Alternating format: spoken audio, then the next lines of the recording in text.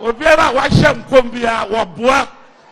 obiara wa hyem kom no wantima hye de Nyankopon de na si wo amaye se owura abamia na onyame yi na si wo bia odi atro masem teacher pa no era masem maso da famu a mi tietie campaign no message bebre enkrofo bi de mente ma ya mo message no mente na message kese a yewura bamia waka mana Thomas no se Ghana ahemfo yesisi omo constitution na sisi ahemfo to oba obehwe ahemfo de tosu bio asofo any imamfo constitution no recognize omo oba obehwe omo na what the tumi ahye omo nsa mo ba mo sema no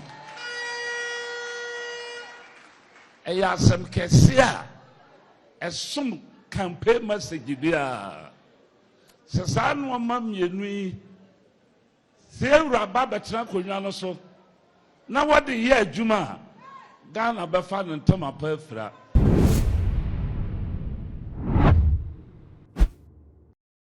aka 22 days na Ghana ye kwa akoto aba na se na enyinanim se afi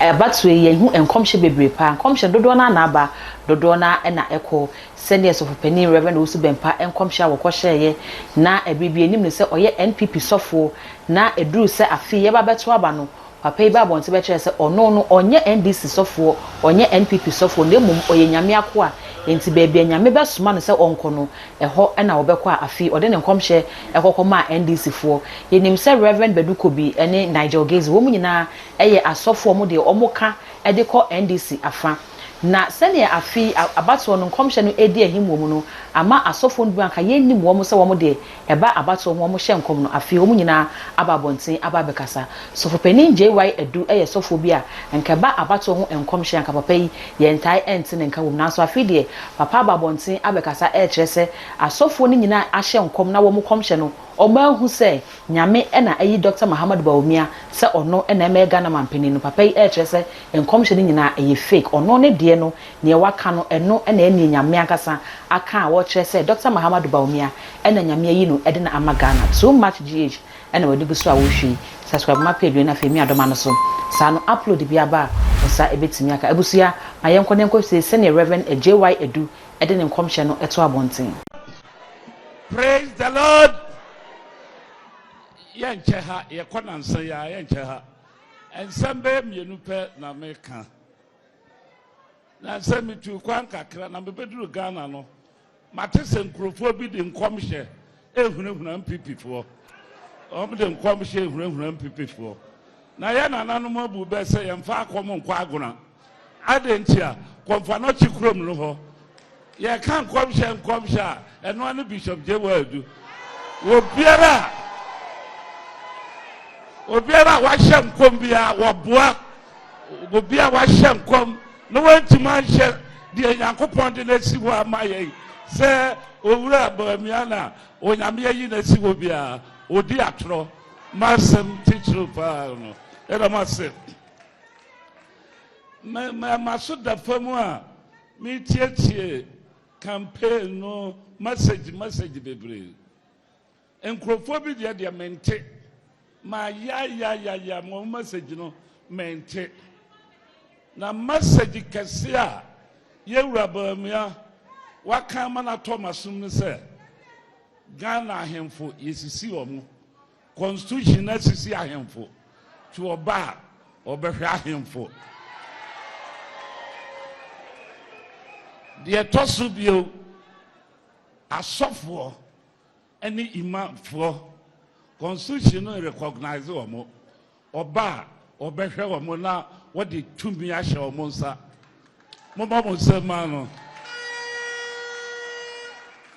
eya sem kese a esom campaign message bia se sa no ma mienu yi se ewura ba betena konwa no so na what the year adwuma Ghana befa no ntama pa afira Emma say ahemfo asase ye omodia mo kwa agina mo mfrɛ omo mo kotu gold a mo mfrɛ omo mo koye bibia mo mfrɛ omo ebe da na nhira bam nhira mam asofo ne imamfo a ye bom paye kansempa ma o mai fa na ntuma pafira mo ye bibia mo mfa ye nka ho na sasem de yi me bo o mampanya ba di akira ba so papa me sande aseda kese e ma no ebra ya sapon okwa ho ye hia mu o yare a wo hunu ma no Ghana mpanyimfo bia ensi ho gi ye wura bamia ene baaye obaye obechia me fefefe na sabieku amfa na no hunu ne baaye million ba ko no de ma ya sapon be ka che wura se ade a wo ye no aboa ya sapon pa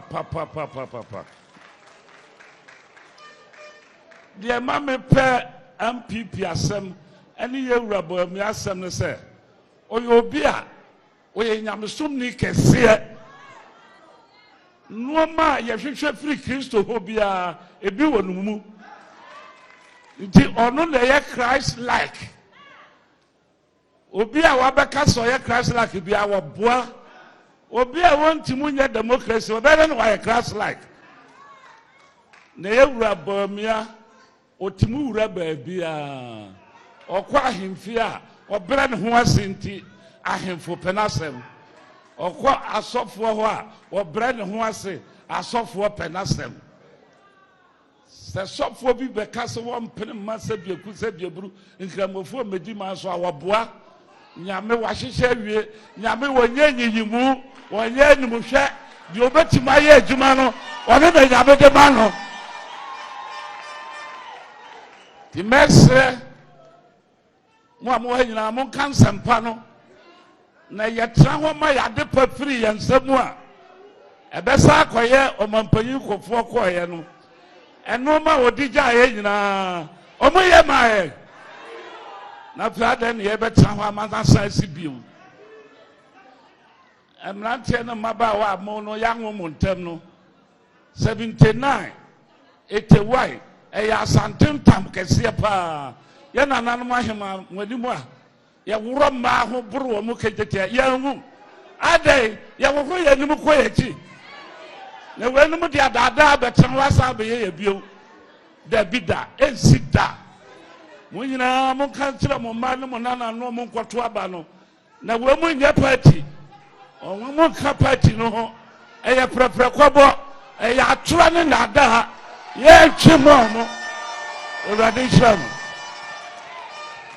Bishop Nyamisho Entabusia enkomhye no ena papa no ede go na wei ena Ghanafo ebisa sese wo kire se wo mo de no a wo mo di kan ahye enkom no kire se ye mampenda da adwon doma ni mahama ena efa no se eno emfiri nyame a ede ne di adanse se wo wo de ya wo kan eno efiri nyame wei eye asamsebe ma hu comment e wo video yi ase wa wie ni sa no aha eye too much subscribe ma page we wa yenso me da ase nyame enhraw eye akan na fa be on ka ho sa no upload bi aba on sabetimi aka all the social media handles so ko wa too much gh like wo ho na share so e fama me macra